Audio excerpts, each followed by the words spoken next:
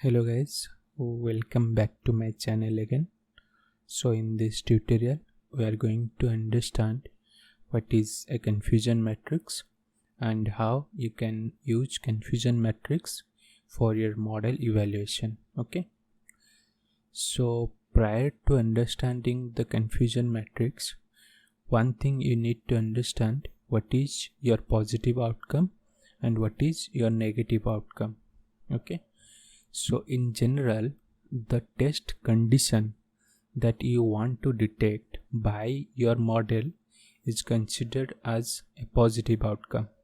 Suppose I want to build a spam classifier model. Okay, so if my model able to detect an email as spam, so that is my positive case. Okay, so similarly, if my model is able to detect a email as not spam, then that is a negative cases.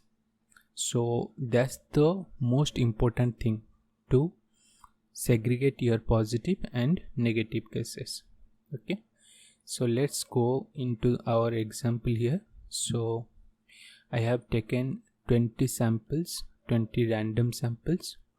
So this is our actual prediction and this is our prediction by the model. So in summary, I have total 20 samples, and out of which 10 are positives and 10 are negative. This is the actual cases. Okay, so most of the people understand what is a true positive and what is a true negative.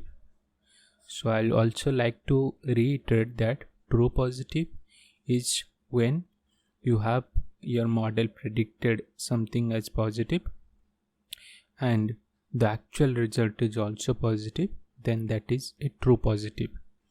And a true negative is when your model predicted something as negative and actually that result is also negative, then that is a true negative. Okay, so coming to the false positive and false negative.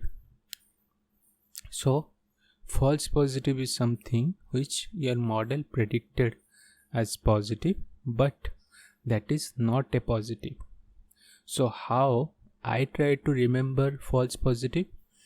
First is your positive, then it became false by your actual result. Okay, so that is false positive.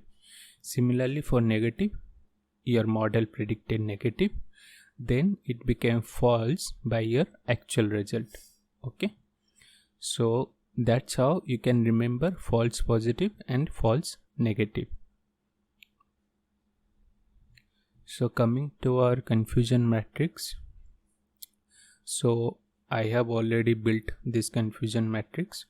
So if you see the diagonals, these are the true positive cases and true negative cases, and these are the false positive and false negative. Let's understand how we can call which is false positive and which is false negative. Okay, so if you see from the top to bottom, so that is the whole this one, this is our predicted result. Okay, so this is the values which are predicted by our model, and if you see from left to right, these are the actual results. Okay, these are true labels. So if you see our predicted results, we have 10 positives, okay, and 0 negatives. So how to call this is false negative? See, if our predicted is negative, but in actual case that became positive, right? So we have predicted something as negative, but actually that is false because that case is positive. So this one is called false negative. Similarly, if you come this one, if you look from top to bottom, so that is our predicted is positive, right?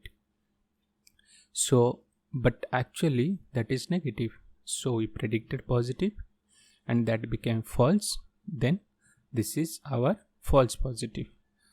So with this you can able to understand which one to call false positive and which one need to call false negative. Coming to our confusion matrix with fraction, so with these fractional values we can able to find out our true positive rate, false positive rate, and true negative rate and false negative rate. Okay, so let's see how we get all these values. Okay, so this is our true positive rate. Okay, so if you go by the definition, it says that how many positives were correctly classified.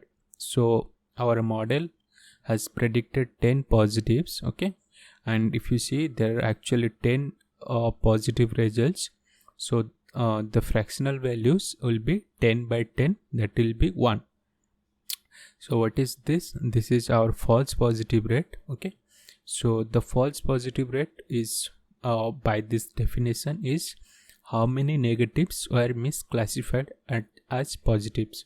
So if you go by the predicted value, so this is our positive case, but in true level this is negative. Okay, so this is what it tells in the definition. So our false positive rate, that is 5, and how many are there in the actual results. So the actual results is 10, so our false positive rate is 0.5. Similarly you can get this and these values. Okay, so coming to our some of the other metrics, those are like accuracy, precision, recall and F1 score. So let's see how we can able to find these values. Okay, so the accuracy has a very simple definition which says how many positives and negatives are correctly classified. Okay, so if you see there are 10 positives correctly classified and 5 negatives correctly classified. Okay, and the total number of samples is 20, so that will be 15 by 20, which is approximately 10.25. Okay, so let's go to the next, that is precision. So let's understand what is the definition says. So it says how many positives classified by algorithm are really positives. Okay, so we'll not understand this formula. Okay, so just try to focus on this particular definition, which says how many positives classified by algorithm are really positives. Okay, so let's see how many positives are classified by algorithm first. So this is our positive results which are classified by algorithm, which is 15. Okay, and out of 15 how many are correct? So that is 10. So the result is 10 divided by 15. Okay, so if you go by formula, that is true positive divided by true positive plus false positive. Okay, so what is this recall? So if you go by the definition, recall is nothing but true positive rate. So that is how many positives are correctly classified. Okay, if we have already seen that our true positive rate is 1, so our recall will be simply 1. Okay, similarly our F1 score. Okay, so F1 score is nothing but the harmonic mean of precision and recall. Okay, so the formula goes like this: 2 into precision into recall divided by precision plus recall. Okay, so that is our F1 score. Okay,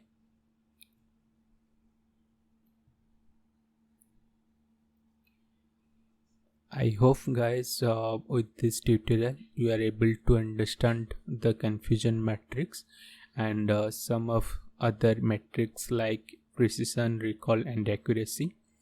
I hope this will be helpful for you to understand further concepts like ROC and AOC curves.